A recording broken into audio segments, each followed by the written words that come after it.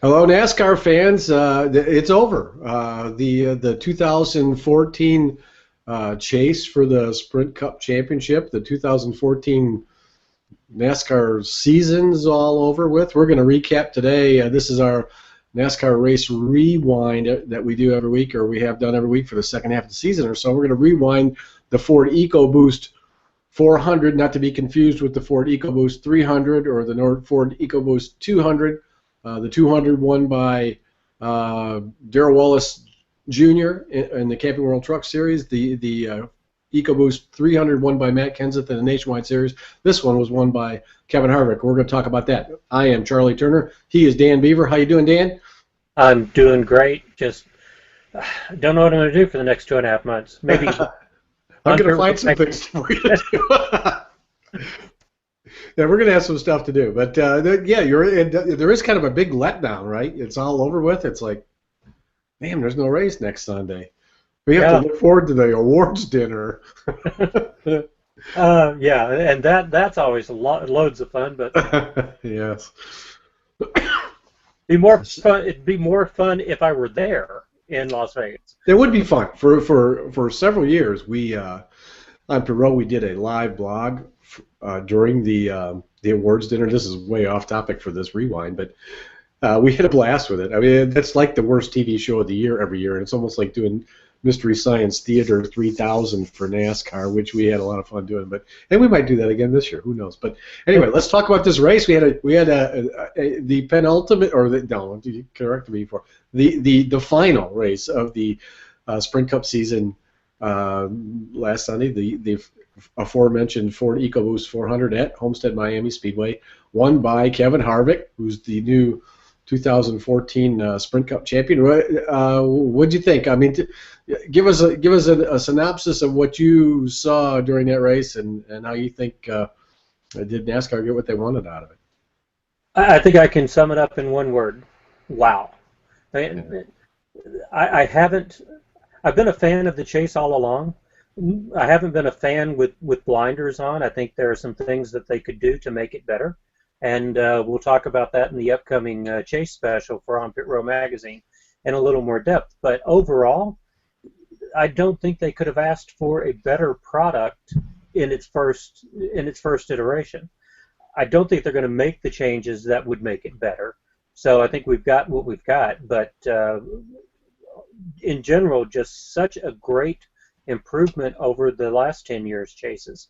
Um, these elimination formats and that one race winner take all format at Homestead, it worked. And we can't say too much until we get a couple of years under our belts and see if they can keep this up every year. But for now, mission accomplished. And they accomplished every mission, everything they should have wanted to accomplish. They got us talking about it. They got the fans talking about it. They had the drivers racing for wins and taking risks to get them. And the strongest driver won the championship. So that was in question for a bit there with Ryan Newman hanging around. But even had he won the championship, he'd have had to win the race. So we were not going to have a winless champion. We knew we weren't going to have a winless champion in those last 10 laps or so. And it just did everything I think NASCAR wanted it to do. Yeah, and the other cool part about that, we did have the championship four were the main contenders for the win all day long. Harvick, as you mentioned, Ryan Newman, who finished second. Denny Hamlin was up there leading laps late in the race. Joey Logano was a contender until probably the last 15 laps or so when they had some problems in the pits. But we also had Jeff Gordon contending, and Gordon was the one guy who kind of got pipped in that last race of the eliminator round and barely was eliminated from contention for the championship by Ryan Newman. So you had Gordon there potentially could have been like the spoiler. He could have been the guy who said, "Hey, you win the race. If I'd have been here, I'd have been the champion." So there were all those things that were going through it. Yeah, it was great theater, and I'm not sure. I have maybe less confidence in NASCAR than you do that they were smart enough to figure this out. I think they kind of fell into it. But if they whatever, however it happened, I agree with you. This has made Sprint Cup racing much more interesting in the last I don't know, the last 20 races of the year. Yeah. Well, I think that they, and like I said, I'm not looking at it really with blinders on. I think that they could have made a better decision, and that would be that no winless driver should make it into the championship. Yeah. If you get to Phoenix and you haven't won, you should be eliminated, and the next driver in line with the win should be the one put in. Had they done that, they would have had the exact same scenario going on, and with Gordon being in it instead of Newman being in. And but as it was, they had a nice balance, or they had the balance of strength versus consistency. You had Harvick and Logano, who were easily two of the four strongest drivers throughout the season, with their 4 and 5 wins. You had Keselowski, who just barely missed. You had Gordon, who just barely missed. So those were the other four strongest drivers. But then you had Newman and Hamlin, who really got their own consistency. Hamlin qualified based on that one victory on the plate track, but it was the consistency at the end of the season that kept him in check, or kept him in contention. So in auto racing, we know this. It's hard to explain to other fans. Auto racing is different than stick and ball sports. Finishing second, third, fourth, fifth is probably as good an accomplishment as beating a bad football or baseball team. It's easily as a good accomplishment as that. So consistency matters, and it should matter in our sport, but not up to the point that we get to the championship. At that point, the only winners should be running for the chase, for the chase championship, I believe. But still, we had two consistent drivers, two strong drivers in the end. So it was a good balance of what stock car racing really is. It's, yes, you race for the win. If you can't get the win, you race for the best finish you possibly can. And only 1 out of 43 drivers is going to win each week. So those are accomplishments. And it sort of has that that Saturday night, Friday night short track feel to it, where you have the elimination races and you get to the final and the feature, and that's what we have at Homestead. Homestead's the feature now, and that is very traditional stock car racing, style, and so I kind of like that. I mean, I think maybe they should look at their branding and name it a little bit more like that. That's something they could maybe do. But again, that's tweaking something that was pretty good first year. I think they kudos to NASCAR, and really kudos to Kevin Harvick. Harvick was the class of the field Sunday. He's really been at most racetracks the fastest car. Their team hasn't always been the best, as you've commented on many times this year. They've found ways to screw themselves up. They easily could have won another 3 or 4 or 5 races during the season without pit crew snafus. They didn't have those at Homestead. The guy I thought who would really be his main competitor for the championship in this race, Joey Logano, did have problems, which was not really Penske-like. So that was an interesting kind of sub-story to what happened. But I think Harvick is he's a worthy champion for 2014. Absolutely. I would differ on one thing, though. I think Jeff Gordon was the class of the field. Best average running position, led the most laps, best driver rating in NASCAR's formula. Gordon easily was the dominant driver all day long. But Harvick did what he had to do, and he might have been more dominant if those were things that mattered to the Chase championship. He stayed in contact with the leaders, and all 4 of them did. And we're talking so much about the Chase, but talking about the Chase and the Homestead, the Ford 400, really is kind of the same thing. Those were the drivers that dominated the front 5, the front 6, the front 7. Newman fell back a little bit at the beginning. It took him a while to get to the front. Once he got there, that was the story. Them plus Gordon plus Johnson for a little while, plus Keselowski at the end. And so all of the drivers that were the real storylines in the Ford 400 were at one point or another playoff contenders, and 6 of them were playoff contenders up until the final minutes at Phoenix. So I don't think you can separate the conversation on this. And again, NASCAR got exactly what they wanted. This was the perfect cap to the Chase. The only thing that might have made it better is if Hamlin hadn't stayed out on old tires and dropped back to 6th.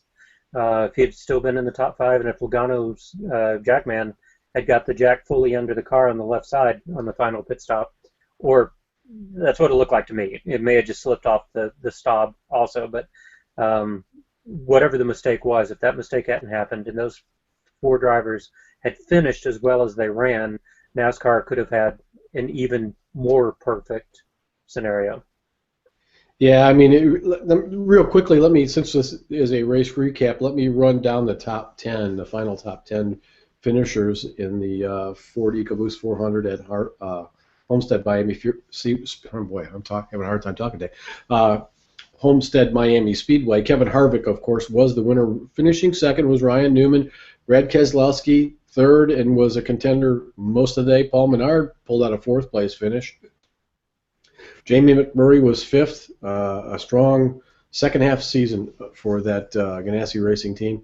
Matt Kenseth was sixth, Denny Hamlin seventh, Clint Bowyer eighth, Jimmy Johnson ninth, and Jeff Gordon finished 10th, rounding out the top 10. So yeah, but that doesn't really tell the story. That's the top 10 finishers. I agree with you. There are things that could have happened that would have made it maybe tighter at the end, but this is racing after all, and these are the kinds of things that happen in long races. Things happen in the pits, and they happen.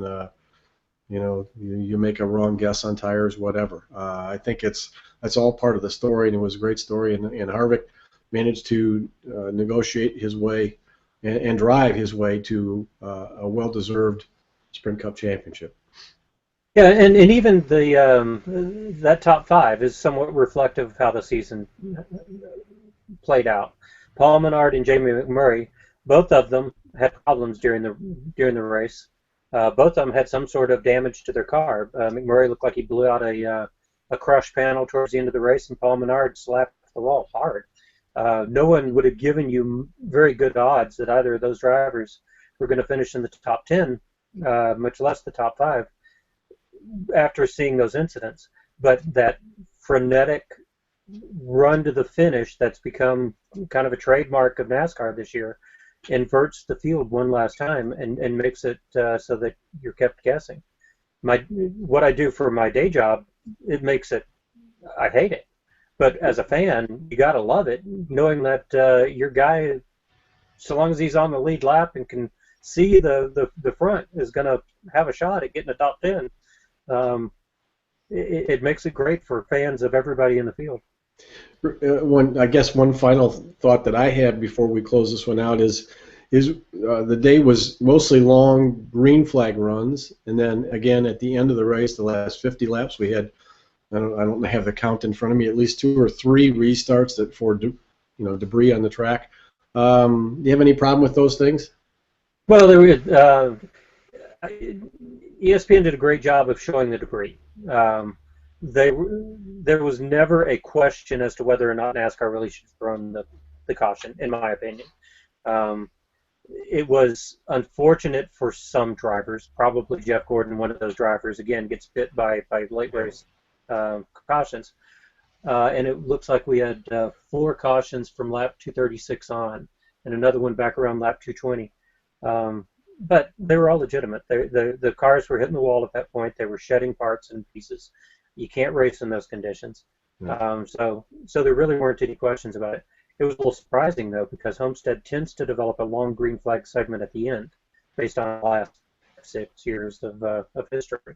So, you got to be prepared. And the teams that are the best prepared to make those last-minute adjustments to their strategy are the ones that are going to win. So that adds even another element of what NASCAR racing is into this finale. It just everything that you expect format when someone's just racing for a top 20, top 15 position to protect their points lead. You got it this week or this year because of the knockout style formula, and the resetting of the points is 0, 5,000. It's just it did what it was supposed to do. I guess I'll just say that one more time. Yeah, it was a great finish to the season. I can't wait to see what happens next year. I mean, who will be those final 4 at Homestead in 2015. We'll have to wait about a year to find out. But he's Dan Beaver. You can follow Dan on Twitter at Fantasy Race. Read all of his fantasy racing articles at yahoosports.com and rotoworld.com this past year. We'll see what happens next year, where you're going to be writing for. Who knows? But make sure, if you haven't already, go to the App Store on iTunes and download the free On Pit Row magazine app and catch our most recent issue, which was published yesterday or the day before the race on Saturday. Check it out. Let us know what you think. There's a free subscription offer there. You can subscribe and get a couple months free of magazines, and we really would like to see your feedback. And then we have some special issues coming out over the off season here too, which will keep your NASCAR Jones going if you like to read magazines like Dan and I do. We're both magazine guys, and this is a magazine. So stay tuned. Come back and see us next week. We're going to be back online with the On Pit Row hangouts probably throughout the season. Maybe not every week, but we'll have other things going on, and we've really enjoyed having you here. Dan, thanks. It's been fun. We'll make this thing better, and we'll do more as we go forward. Sounds great. I look forward to 2015 already. Yeah, it's going to be a blast. All right, thanks, folks. Enjoy the racing.